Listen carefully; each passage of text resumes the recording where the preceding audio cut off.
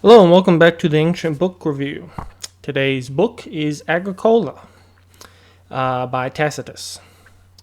It is written, of course, by Tacitus in the Roman Empire. Um, it is a biography.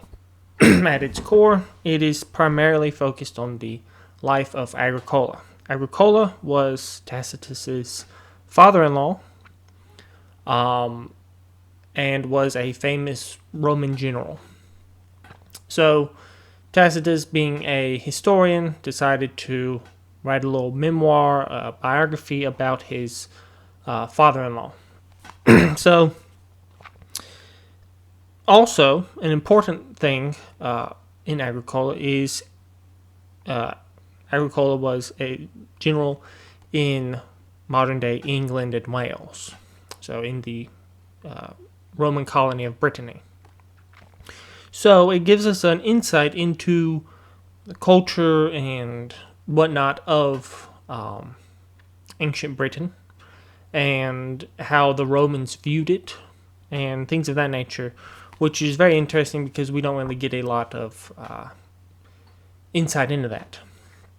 A brief history of Britain is it was inhabited by the native Celtic people, and the Romans invaded and they took over, right? And then, after the Romans had left during the Middle Ages, early Middle Ages, Danish and Vikings came and conquered England and heavily influenced the gene pool. They came from Anglia and Saxony in Denmark, and which is why the English are referred to as Anglo-Saxons, because it completely changed the makeup of the people living in Britain, mixing in some cases with the British and killing and conquering them also. Then later, the Norman French, which were also Vikings, but they moved to France and then they conquered England, also came and brought another wave of somewhat Danish blood. So that is interesting because the modern British people aren't pure descendants of the ancient Roman Celtic people that are mentioned in Agricola. So we don't have a lot of information on them. So that's why it's a pretty important book in that regard. So a little bit about the book. It's short. It's not too long. It's a little bit longer than Germania. It's very biased towards Agricola, right? Because it was Tacitus' father-in-law, and it speaks very highly of him. It's all, oh, he was the best. Everybody loved him. Everything of that nature. So we gotta take everything with a grain of salt. It also talks about the Romans' knowledge of the geography of the islands. So they knew about Ireland. They did not conquer Ireland. They wanted to. They thought about it, but they never got around to it. In fact, they never fully conquered the island of Britain, or Great Britain, because they never conquered Scotland, which is why the Hadrian Wall, divided England and Scotland. And so they never took over the Picts, which were the local natives of Scotland. But they had circumnavigated the island, so they knew about Scotland. In fact, they conquered the Orkney Islands, which is interesting, and it's mentioned here. The Orkney Islands are the way north, little island chain north of Scotland. So what they did is they took a navy, basically, and they circumnavigated the island, and while they were there, they saw these little islands that they said weren't very heavily defended or anything, so they took them over real fast, and then continued sailing and everything. So the Orkney Islands were part of, of the British of the Roman Empire, which is interesting. But they never took over mainland Scotland. It also talks about how the British were already subdued by this time. This was after Julius Caesar actually conquered Britain before all his other things, and so this is later Roman Empire. So Britain had already been fully subdued, in the words of Tacitus. So they were already subservient to the Romans. They were already, quote unquote, civilized. They already had bathhouses and things of that nature. Roman culture was infiltrating, but not all of them. In fact, in the northern part, closer to Scotland, northern England, there was still resistance to Roman rule, which is talked about later. So he speculates on the genetic makeup of the native British people. He says that some people think that they are Germanic because, if you remember from Germania, talks about how the Germans were muscular and had red hair and stuff. And he says, well, some of these local British people also have red hair, so maybe they're descendant of Germanics. But he says a lot of them have, darker black hair, and so maybe they're related to Iberians. He says they have some Iberian, Spain similarities. But he thinks that most likely they are Gallic.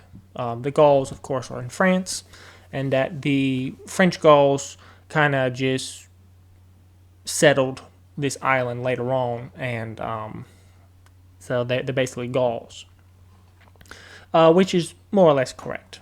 They're both Celtic. The Gauls were a Celtic people and also were British, so he's correct in that regard.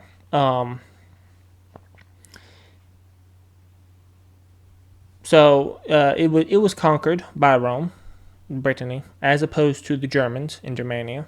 So he views them as a subservient people. But he's talking about before they were conquered by Julius Caesar and whatnot, how they were, a noble natives, and how they, valued freedom and things of that nature. It says some very good things about them, but that since they have been beaten, they've become subjects. So this is a summary of Agricola and his reign in Britain. And he is critical of Roman greed, and he contrasts that with the his belief in the not greedy nature of the native British people. So that's something, as a Roman, he's critical of his own Roman culture and the greed that he sees in it. Talks about the Scots, and it gives near the end, he gives a very detailed battle description of Agricola conquering the last rebellious British people. So it's a pretty interesting, detailed battle plan. He talks about, he even summarizes the speeches given by each general on both sides, and how the British people, this was the last stand, so talks about how they fled and the British were defeated, and how the Romans finally took over, and it's all credited to Agricola, the general of the army. It's very interesting how the British fled, and this is often repeated in a lot of Roman battles throughout the Roman world. The Romans were very well disciplined. These were professional soldiers. These are legionnaires, highly well equipped, highly trained, disciplined. They've got their stuff together, as opposed to the natives of many places, who are farmers that have been drafted, given a spear or a sword or whatever, and said, "Here, you're going to fight now."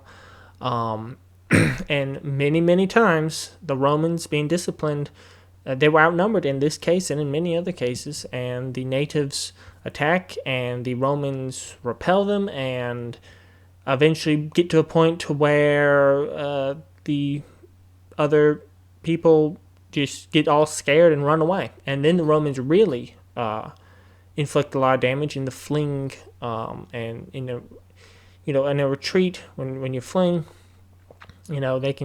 there's no resistance, so if they can catch you, they can kill you or capture you, whatever. So their fear is what really seals their fate, which is ironic, I guess. And this is, of course, what happens here.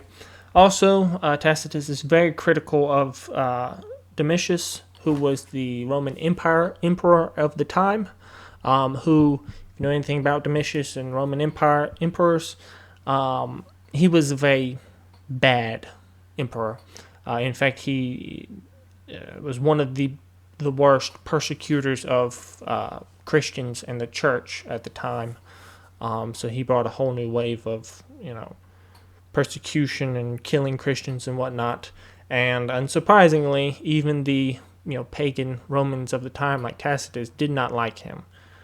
He was a bad guy overall, and he was against Agricola, and which is why Agricola retired, because he was butting heads with the emperor, and he just decided to call it quits.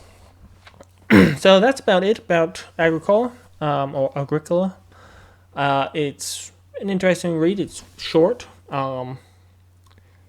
Tacitus, of course, is a prominent contemporary Roman historian of the time. It's relatively well written, and if you want to learn about the British people, or how the Romans thought about other people, particularly the British, it's very interesting. So if you're a history buff, history nerd, it's certainly a good enough read. If you're not, then I don't know why you're watching the Ancient Book Review channel, but maybe you'll learn something. So this has been the Ancient Book Review.